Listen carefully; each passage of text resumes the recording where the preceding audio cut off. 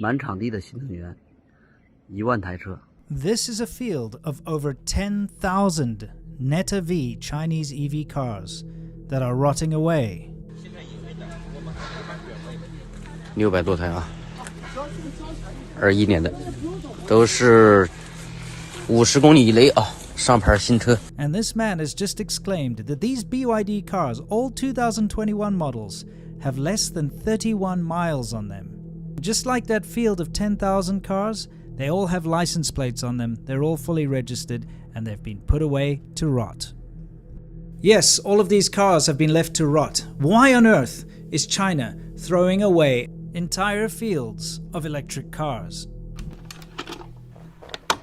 By now, we've all heard that China's EV sales are outpacing the rest of the world. You'll see the headlines that say, China is now the leader in EV sales, and Tesla's got to watch out, and all this other nonsense. Well, guess what?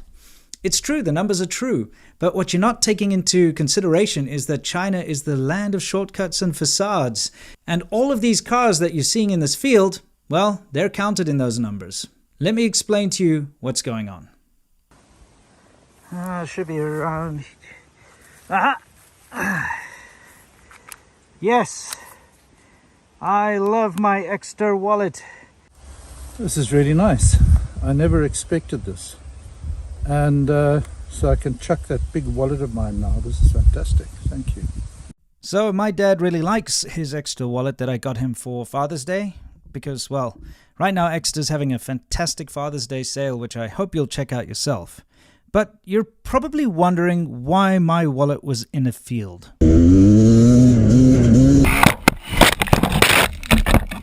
So falling off is just part of dirt bike riding. We all know it. You're riding in a field, in the woods, a hidden log, a hole in the ground. Something surprises you and all of a sudden you're staring at the sky. Well, luckily, dirt bikes are built tough. They're designed to fall and take a beating over and over again and still keep going. Just like Exter wallets. And man, oh man, do I put my wallet through a lot. I'm constantly wrenching on cars, I ride bikes, I travel all over the place, and it's so good to know that I can have a reliable wallet that's going to be by my side. Exter wallets don't only just look good, they're sleek, tough, and are packed with technology like an RFID blocker, so people can't scan the chip on your card. Now is the best time to grab an Exter wallet. They have a fantastic Father's Day sale and lots of Father's Day bundles over on their website. Go to shop.exter.com/SerpentZA and use the code SerpentZA at checkout to get a further discount. You will not be disappointed. Seriously, up to 40% off and you'll love it. Anyway, back to the show. You see the Neta Vs and the BYDs and the bigger brands that you see huge amounts of them just parked out to rot.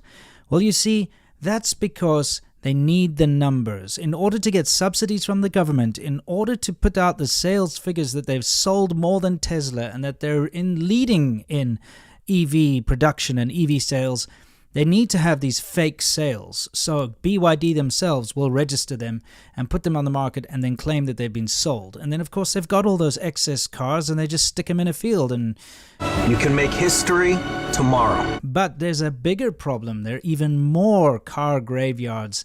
And that has to do with this stupid investment scheme.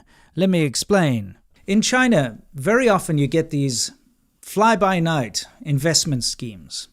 Someone comes up with a good idea like bicycle sharing, for instance. And guess what? People jump on the bandwagon. They raise a bunch of investment capital. They start a company. We saw it go absolutely crazy with the shared bicycle schemes. We covered this on the China show where we showed these mountains of bicycles that had been discarded because the companies knew that if they pumped these bikes out, they'd keep getting investment. So they just kept pumping them out, even when it wasn't financially viable, because like a Ponzi scheme, you just keep getting your investment money in, and all of these bike companies pretty much shut down except for two. And a lot of the people that started these bike companies ran away with the investment money, never to be seen again. The bicycle sharing schemes kind of came to an end in late 2018.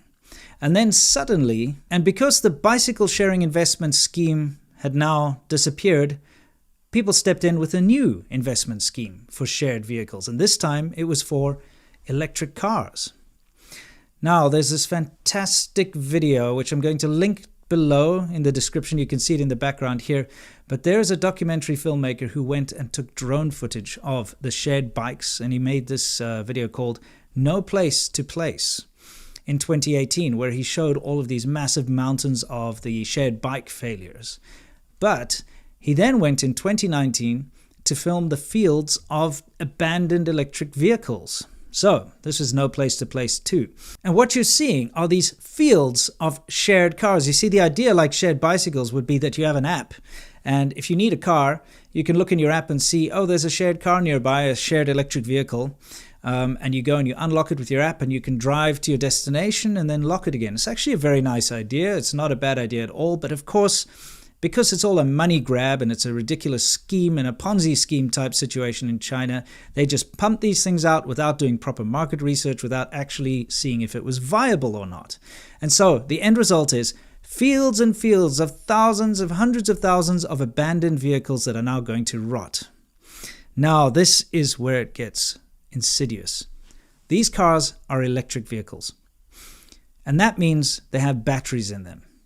So not only have you created a lot of waste by developing cars that are not going to be used and that are going to be left to rot, I mean steel and glass and liquids and chemicals and all the rest that goes into it, but the batteries. Everybody knows that these electric batteries that are used in electric vehicles are incredibly complicated and require a lot of very dangerous mining and chemical processes to create.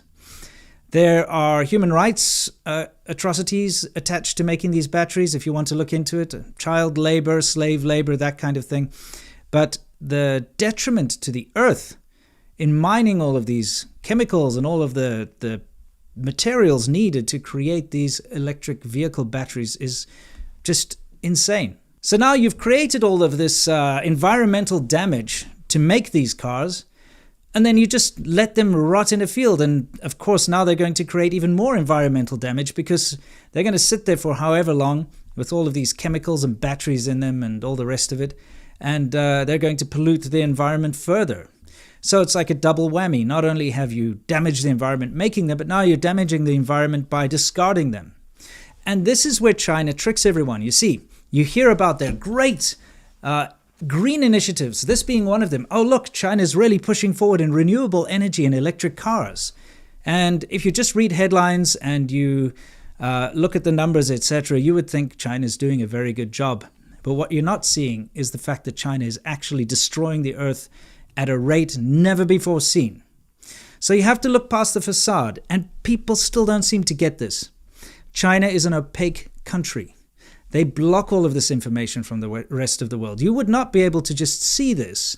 If a company does something like this in the West, you bet your bottom dollar there's going to be a lot of eyes on it. A lot of big news outlets will cover this. There will be, heads will roll. People will have to reply to this. The companies would have to pay some kind of a fine for damaging the environment or for doing bad things like this, like an oil spill or something like that. We know that there are ways to deal with these things, but because we don't see these things in China, nothing gets done.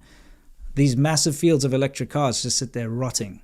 China's green technology initiatives that you keep hearing about are mostly bullshit and a smokescreen to hide the fact that they're doing all sorts of environmental crimes.